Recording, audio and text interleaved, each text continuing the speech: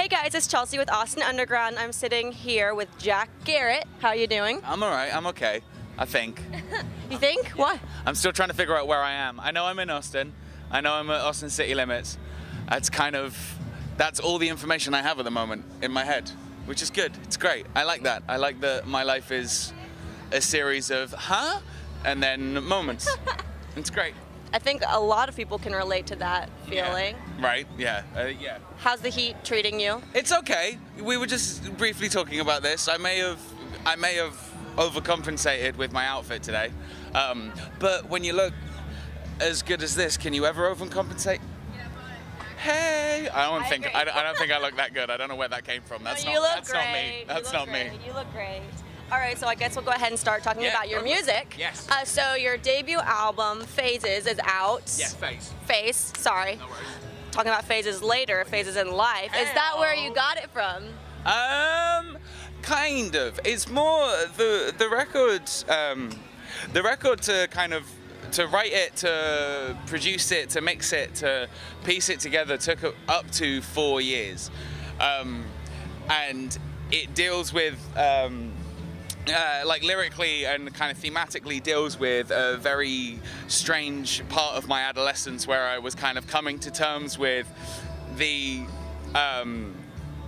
lack of importance I kind of had in the grand scheme of things, but also the importance I had to myself, and how that kind of level of self-understanding is a very strange thing to try and achieve, to understand that you are just part of a bigger picture, but to also understand that you are important to yourself.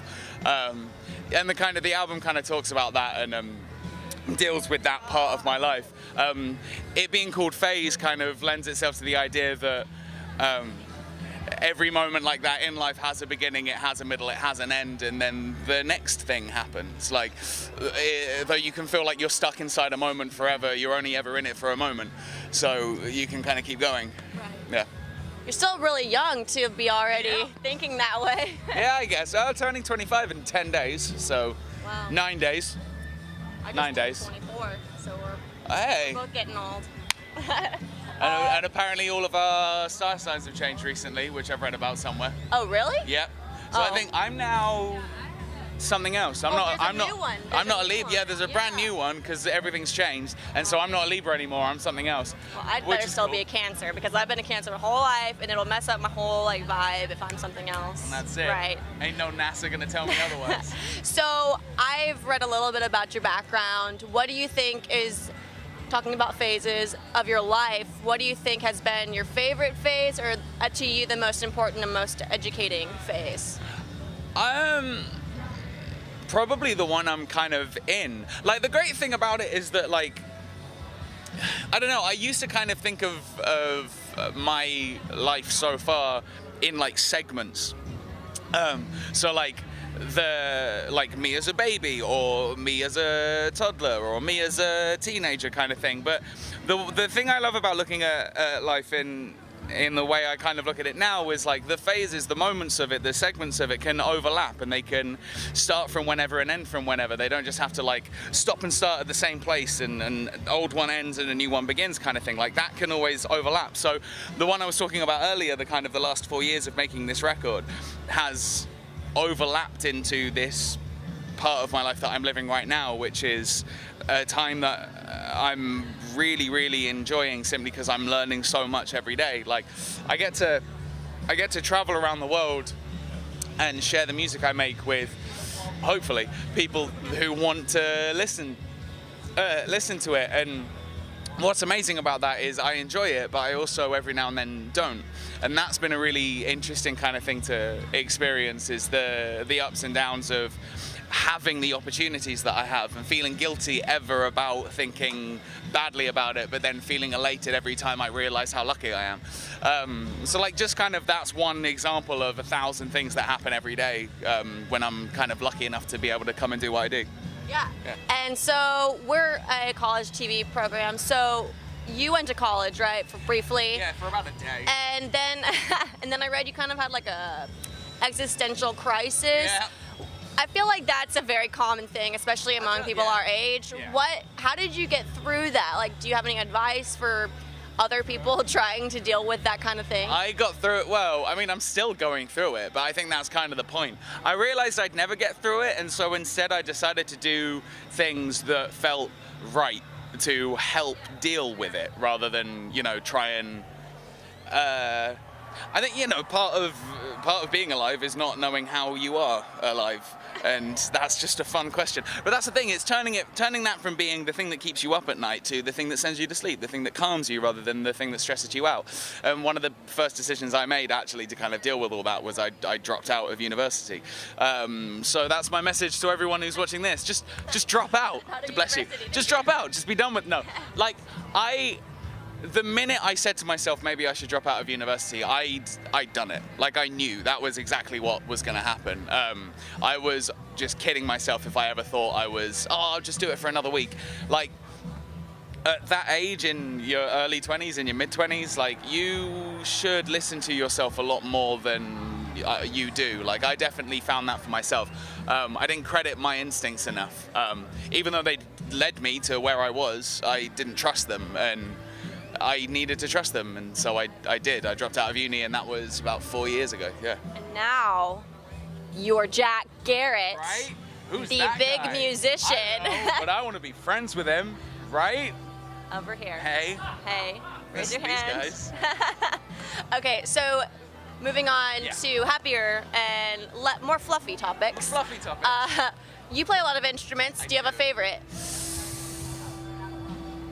I was thinking about this last night, and I love playing the guitar because I feel like it's the instrument I can kind of speak most honestly through. But electric, definitely. But if I ever was gonna like join a band and not be me, I'd play drums in it because it's more fun to just sit in the back and just drive it home. Well, now we gotta know what that band name would be. Oh, there's many. I used to have a Twitter account of band names that I would make up. Me and my friends would make them up. What's the Twitter account called? I can't remember what it was called, but the whole joke was the minute anyone would say anything that sounded just slightly like a band name, you would stare at them in the eyes and go, "Hi, we're so and so and so," and then count yourself in for the song. 1, 2, 3, 4. I can't remember what Twitter was called, but there's many. I can't remember any of them right now. I can't remember. Oh, I did have Voila Waterfall. No, Voila Waterfall. Voila, I really like that one. The Voila is in italics and in like lowercase, and then Waterfall is all. Yeah, man. So we play synths with other synths. That's how that band would go. Now we gotta find Right? Voila Waterfall. I gotta find those other guys to do the next endeavor with me. So I think I also read that you don't like to be specific to one genre when you write music or you play music. So do you enjoy, I've noticed you've been compared to Ed Sheeran and people like that. Do you find yourself being put in a box when you're compared to other artists, or do you like it, or are you indifferent?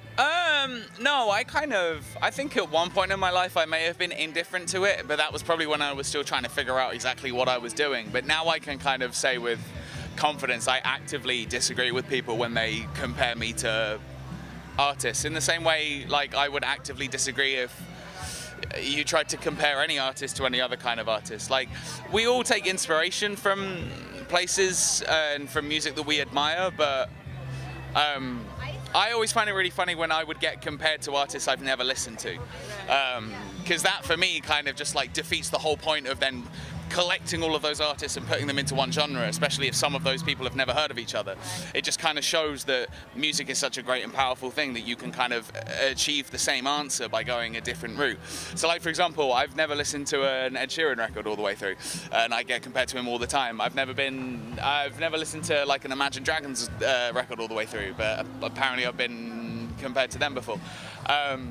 But then on the other side, there's comparisons that are made of me that I listen to relentlessly, and you can hear, like, so I get some of the musical ideas I make sometimes are kind of reminiscent of Stevie Wonder or of I'm trying to think of other people who I've been compared to now. But that's the thing, I try not to read or listen to any of it because I feel like it diminishes my exactly. It starts to put me into a pigeonhole, and that's not what I want to do. I'm like actively avoiding that. I feel like a lot of artists are like that, but they just don't want to say it, you know, and I feel like I agree with you completely about the individuality of your... Well, yeah, and I think that, but that's the whole point of it, is like if you have something that can, like, because that's the thing, the reason why I find it so funny and ludicrous is that the kind of comparisons I get are from everywhere and of everyone. To me, that kind of just says that there's a point at which it doesn't mean anything anymore. Like, if I can be compared to sounding like 15 artists, which is a very small amount in comparison to the amount of artists I have been compared to in the last 4 years, then suddenly doesn't that mean that comparing me to other people makes no point anymore? Like, I don't know, not that I think of myself as being this brand new style of music that's never been touched before. That's not it at all. I take inspiration from everything, but I don't know, people always ask me, how would you describe your music? And I go, just listen to it. Yeah. Just listen to it. And if you don't like it, then great, but at least you've listened. And if it's not me, then listen to something else. If it's something you may not have listened to before, try it, because it might be good. Yeah. I like that honesty, and I hear the honesty in your music. Is there anything you want to tell people to maybe get them to listen to your new album? Maybe some people that have heard of your name but maybe are not jumping to, you know, discover new artists? I mean, if you like music, try and like it, I guess. I don't know whether that's... Huh? Be open-minded? Yeah, exactly. But like, yeah, it's exactly that. I don't know. I remember being that kid who only listened to one band, and if anyone else told me that I should listen to anything else or that they listen to, I'd be like, no, screw you, man. You don't get music like I do. And there are people my age who still think like that, and that's terrifying. Like, art and music and musicianship and creativity is the greatest, most freeing thing that we have as young adults. And if you like one thing, the likelihood is you'll like something else that is either similar to it or totally the opposite. There's a chance I may be that for you, and if I'm not, then that's also cool. But give it a go, I guess. Any last words? Spaghetti. Yeah. All right. So thank you so much. It was really nice meeting you.